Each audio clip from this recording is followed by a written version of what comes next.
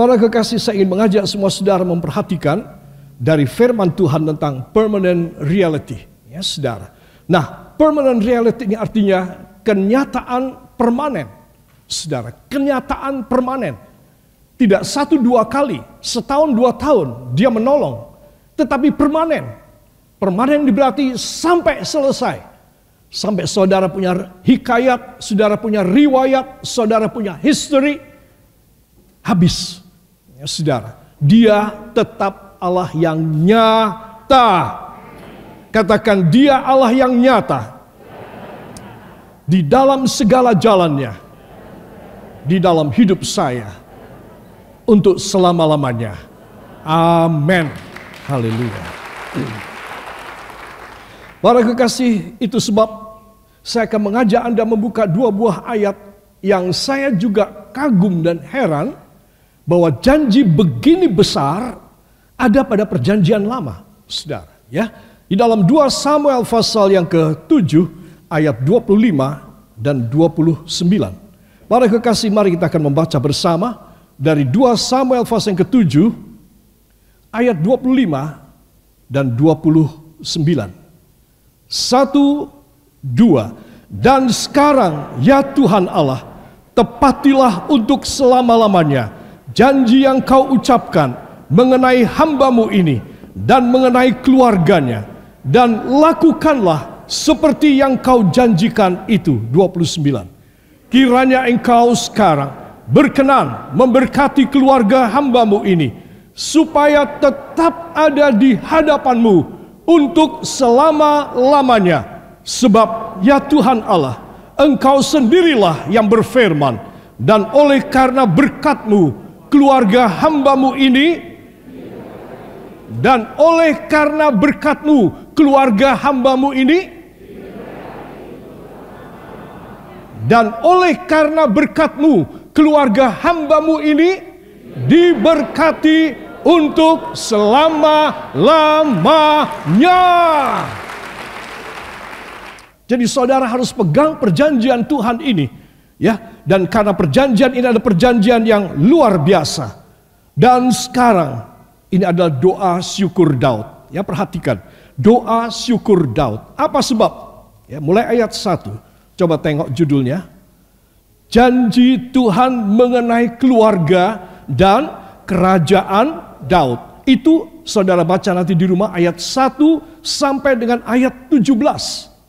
Ya, ayat 17 demikian.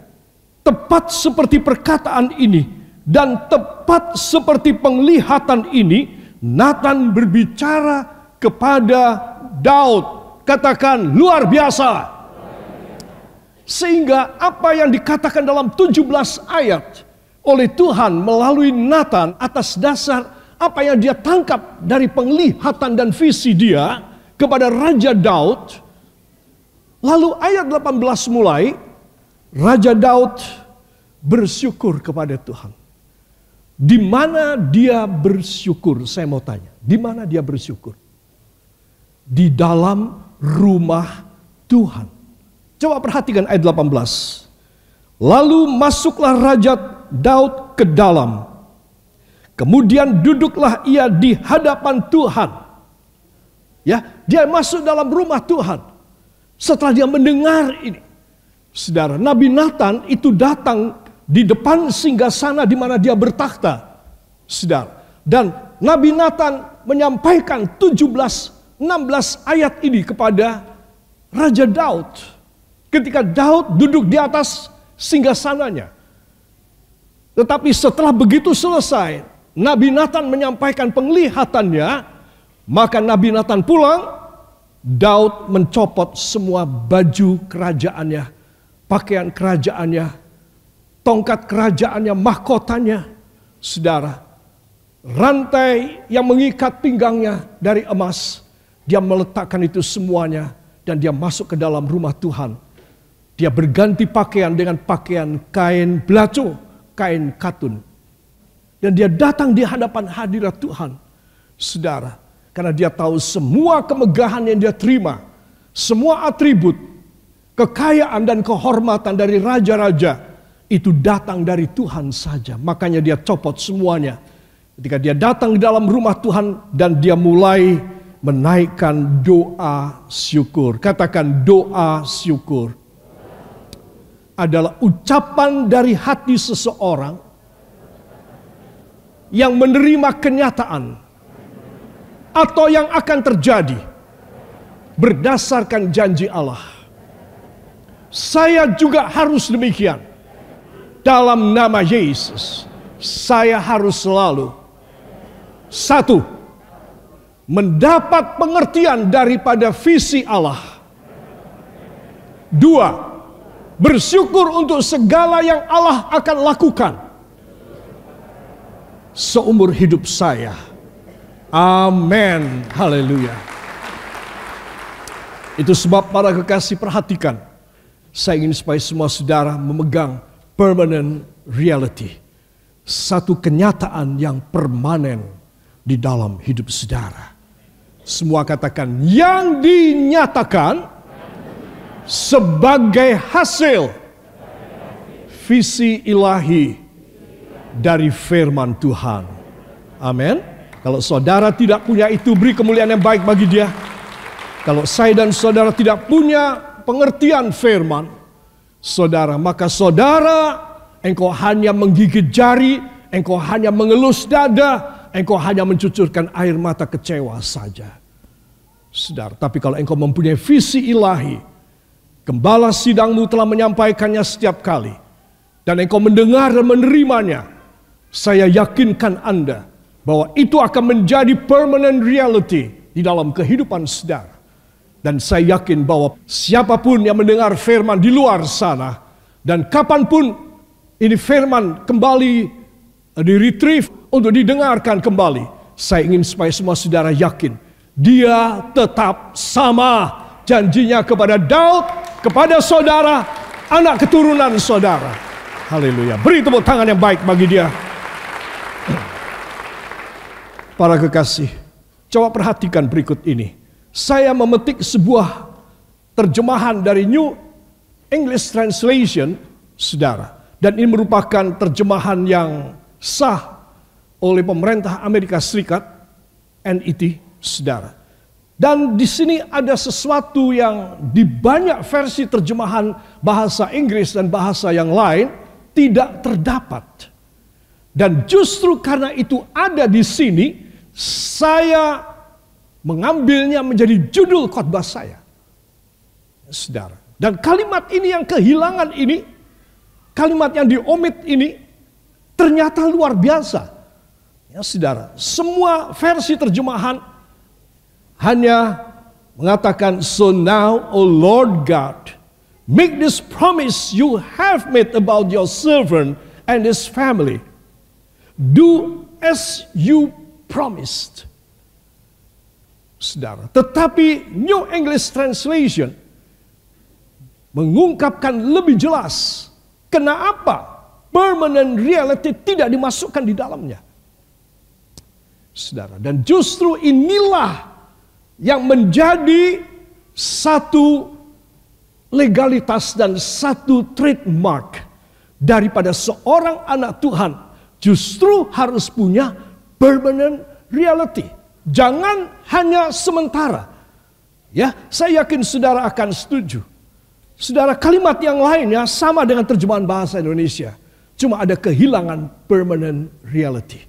Ya, saudara. Nah, itu sebab saya ingin memeriksa dari firman bersama dengan Anda. Apakah kenyataan yang permanen ini?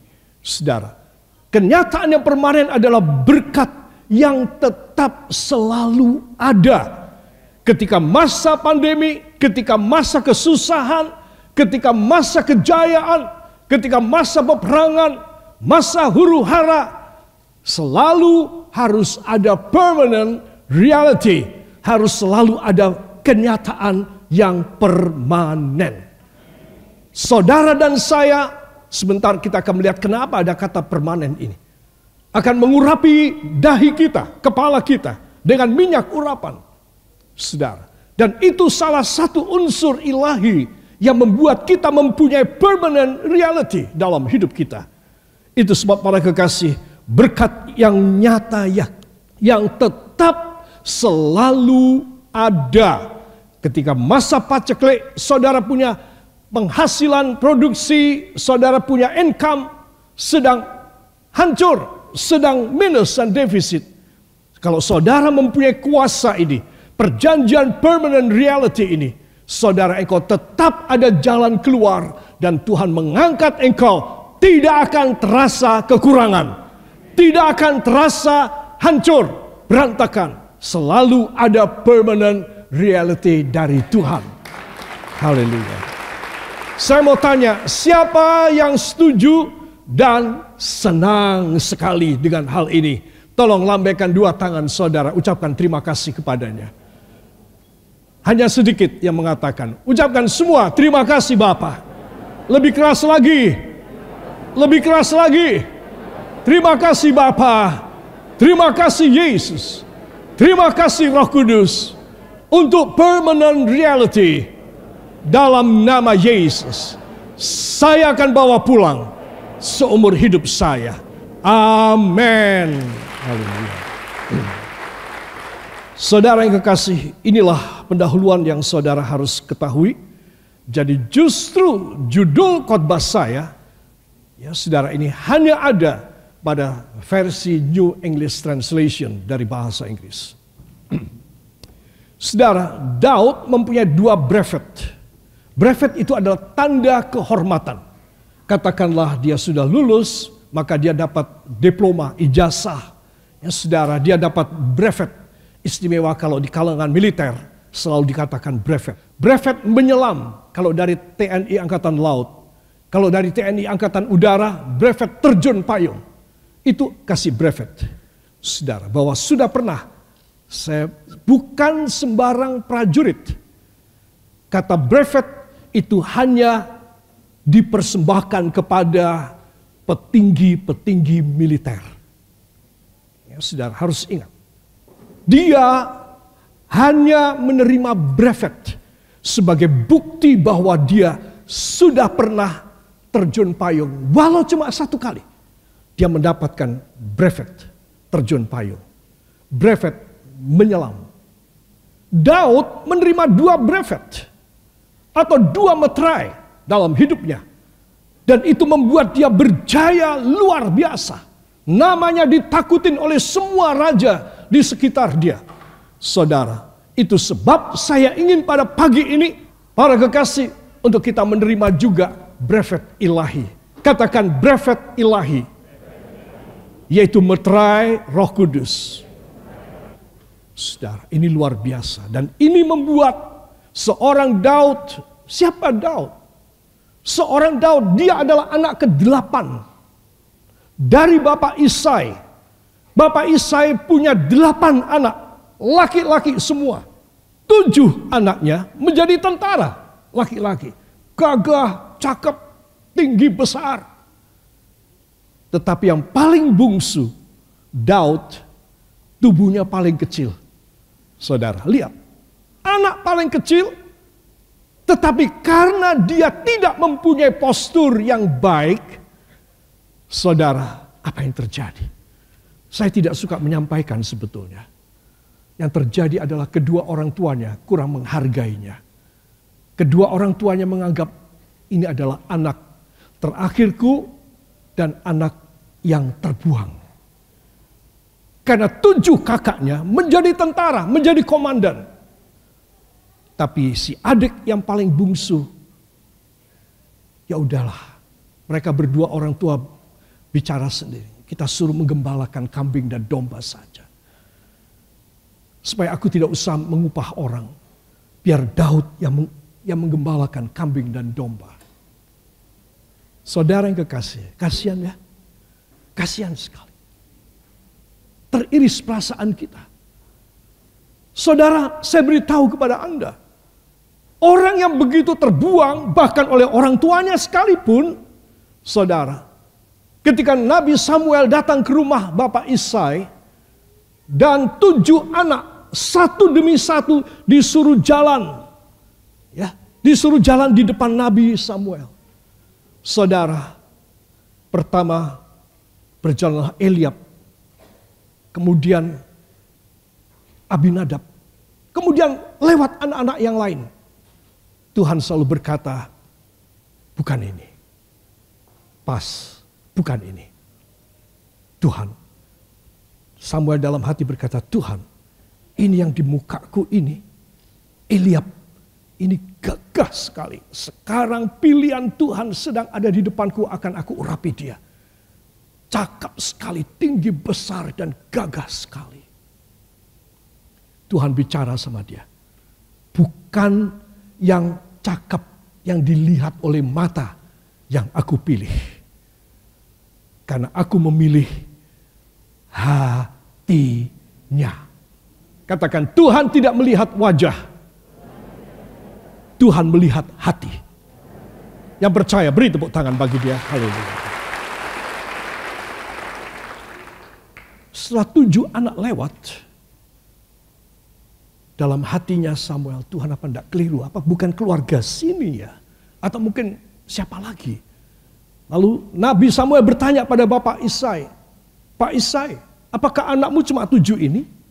Oh, ada satu yang paling kecil, tapi dia seorang gembala. Dia ada di padang rumput. Pak Isai, aku bilang, aku tidak akan duduk makan di meja makanmu bersama kau, kalau engkau tidak panggil ini anak sekarang. Tahu saudara? Dalam keluarga pun dia tidak dihargai. Dia disuruh menggembalakan kambing dan domba. Saudara, bagaimana perasaan si anak muda ini? Sudah dia paling pendek, wajahnya imut-imut seperti baby face. Sekarang dia tidak tahu bahwa ada acara yang penting sekali di rumah ayahnya. Yaitu pemilihan Raja Israel.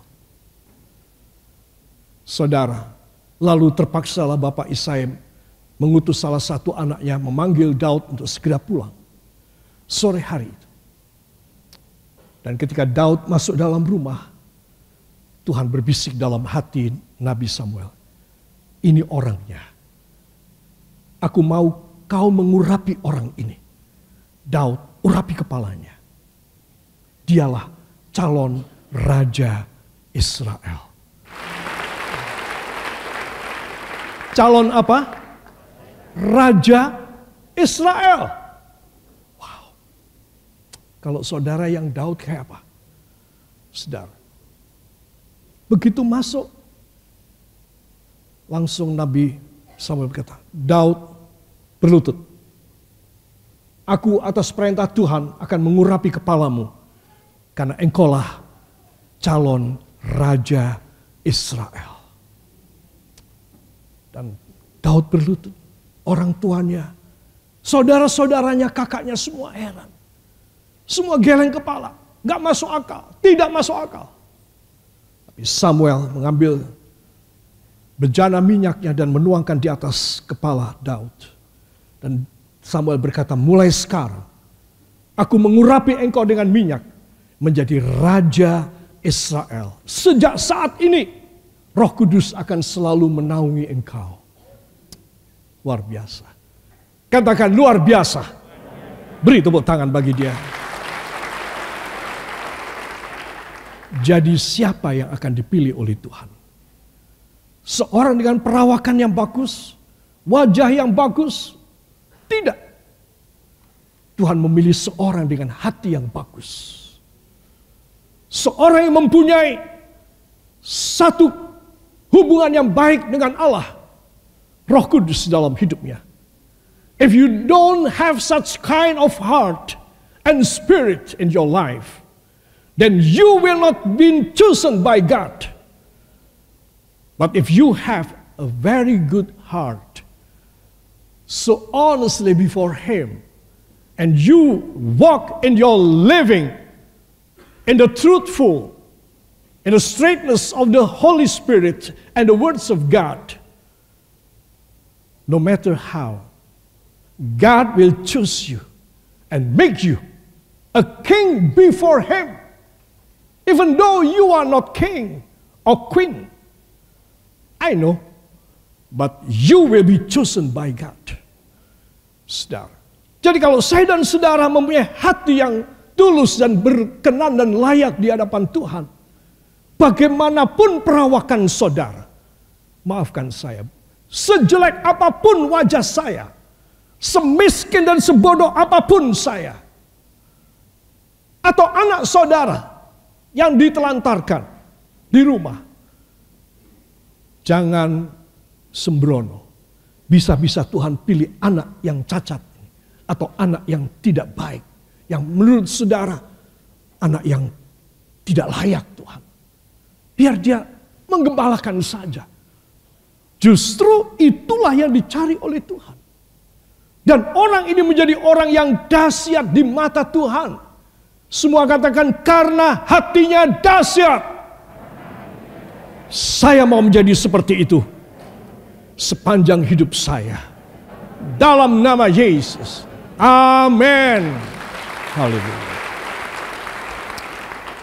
Saudara, itu terjadi pada tahun 1063 before Christ, SM, sebelum Masehi. Tahun 1063. Banyak orang, apalagi kaum intelek, mengatakan, Alkitab ini cuma legenda, ini cuma sesuatu ceritaan, hikayat. Saudara, tidak. Semuanya ini adalah satu history. Mempunyai tarikh. Mempunyai waktu. Tarikh. Tahun. Kadang-kadang bulan. Saudara. Itu terjadi urapan yang pertama kepada Daud pada tahun 1063 BC. Before Christ. Dan itu tercatat di dalam 1 Samuel pasal yang ke-16 ayat 13. Tolong dibuka, kita akan baca bersama. 1 Samuel pasal yang ke-16 ayat 13. Haleluya. Mari kita akan baca. 1, 2. Samuel mengambil tabung tanduk yang berisi minyak itu dan mengurapi Daud di tengah-tengah saudara-saudaranya. Sejak hari itu dan seterusnya berkuasalah roh Tuhan atas Daud, lalu berangkatlah Samuel menuju Rama. Amin. Sejak saat itu apa yang terjadi pada Daud? Berkuasalah roh Tuhan atas Daud. Saudara yang kekasih, maka tugas daripada Nabi Samuel accomplished, selesai. Kalimat terakhir, lalu berangkatlah Samuel menuju Rama. Udah selesai. Lama dia itu menunggu 7 anak yang lain dan satu demi satu harus berjalan di muka dia dan dia harus mendengar dengan sangat peka suara Roh Allah. Saudara, tapi begitu dia bertanya, masih ada anak lagi enggak? Ada, tapi sedang menggembalakan di padang. Panggil dia. Saudara. Dan mulailah Daud. Begitu Daud masuk pintu, Tuhan bicara sama Samuel. Ini orangnya. Suruh dia berlutut dan urapi anak ini. Namanya Daud. Saudara yang kekasih. Jadi apa yang pada saat itu saudara lihat ya. Nanti kita akan melihat metamorfosa lukisannya. Dari Daud yang masih ya sangat muda, tidak pakai pakaian yang layak, dan dia membawa tongkat gembala, dan Samuel mengurapi dia. Ini pengurapan yang pertama dari Daud, saudara. Yang kedua, ketika dia sudah diangkat menjadi raja, saudara, maka apa yang terjadi? Orang-orang datang dari Yehuda dan mengurapi Daud sekali lagi supaya Daud bukan hanya menjadi raja Israel, tetapi juga raja Yehuda. Sehingga kompletlah 12 suku. Israel itu 10 suku, Yehuda itu 2 suku. Saudara. Dan 2 Samuel pasal yang kedua ayat yang keempat. Mari kita akan baca supaya jelas. 2 Samuel 2 ayat yang keempat. inilah pengurapan yang kedua dari Daud. Mari kita akan baca juga di rumah saudara. 1, 2. Kemudian datanglah orang-orang Yehuda, lalu mengurapi Daud di sana, menjadi raja atas kaum Yehuda. Ketika kepada Daud diberitahukan bahwa orang-orang Yabes Gilead menguburkan Saul. Amin. Saudara, ini Daud sudah menjadi raja Israel. Tetapi begitu orang-orang Yehuda mendengar, mereka juga datang dan mengurapi Daud. Ini yang kedua, dan ini terjadi pada tahun 1056 before Christ, sebelum Masehi. Saudara, yang pertama tahun 1063, yang kedua tahun 1056. Ada tenggang waktu 7 tahun. 7 tahun. Dan ini angka 7 menunjukkan pada angka kesempurnaan di dalam Alkitab. Saudara, 7 tahun ini menunjuk kepada pematangan dan penyempurnaan Daud. Saudara, di sini pada gambar ini kita melihat bahwa Daud itu juga sudah menjadi raja. Tapi dia menjadi raja yang muda. Belum ada kemuliaan sama sekali pada dia. Lalu dia menerima pengurapan yang kedua. Saudara, makanya saya katakan 2 brevet, 2 metrai, 2 keputusan Allah melalui pengurapan minyak di atas kepala Daud. Saudara. Dan itu yang membuat, gambar bawah ini, itu yang membuat Daud menjadi seorang raja yang dahsyat, yang luar biasa. Dan memerintah 40 tahun. Berapa tahun? 40 tahun lamanya. Saudara. Angka 40 ini menunjukkan kepada the fullness of man. Jadi inilah yang dialami oleh Raja Daud sampai dia puas banget. Sampai dia bisa mengalahkan semua musuh-musuhnya. Asal dia maju, menang. Kalau dia mau kalah, dia berseru kepada Tuhan. Selesai.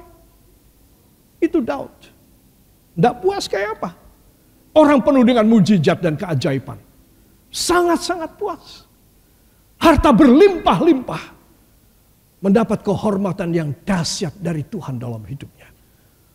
Itu kenapa? Karena dia seorang yang mempunyai satu hubungan pribadi dengan Tuhan. Jadi saya sudah sampaikan, ungkapkan rahasia Daud. Oke. Itu sebab Anda harus mengerti. Dia berjaya 40 tahun suntuk. Karena apa? Karena Tuhan selalu mengurapi dia. Itu sebab Anda dan saudara dan saya harus tahu. Saudara pertama-tama harus dimatangkan.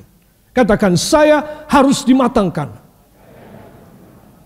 Supaya saya boleh berkenan menerima kejayaan saya. Sampai saya puas. Angkat 2 tangan saudara. Semua ucapkan terima kasih kepadanya. Lebih keras lagi. Siapa yang belum mengatakan, katakan terima kasih Tuhan. Terima kasih Bapa. Terima kasih Yesus. Terima kasih Roh Kudus. Beri tepuk tangan bagi dia. Oleh sebab itu saudara, turunlah di atas hidup saudara damai dan sejahtera dan anugerah yang turun dari takhta Allah Bapa, Allah Putra, Allah Roh Kudus, Allah yang Maha Esa dan Maha Tunggal adanya, di dalam nama Yesus Kristus, yang telah berfirman kepada saudara, mulai dari saat hambanya ini menumpangkan tangan di atas kepala saudara, diberkatilah engkau semuanya. Damai dan sejahtera sepanjang tahun ini tidak akan meninggalkan engkau, bila mana engkau tidak meninggalkan dia. Diberkatilah engkau hanya di dalam nama Tuhan Yesus Kristus, Juru Selamat dan Penebus kami. Dan kita semua mengaminkan. Amin. Beri kemuliaan yang baik bagi dia.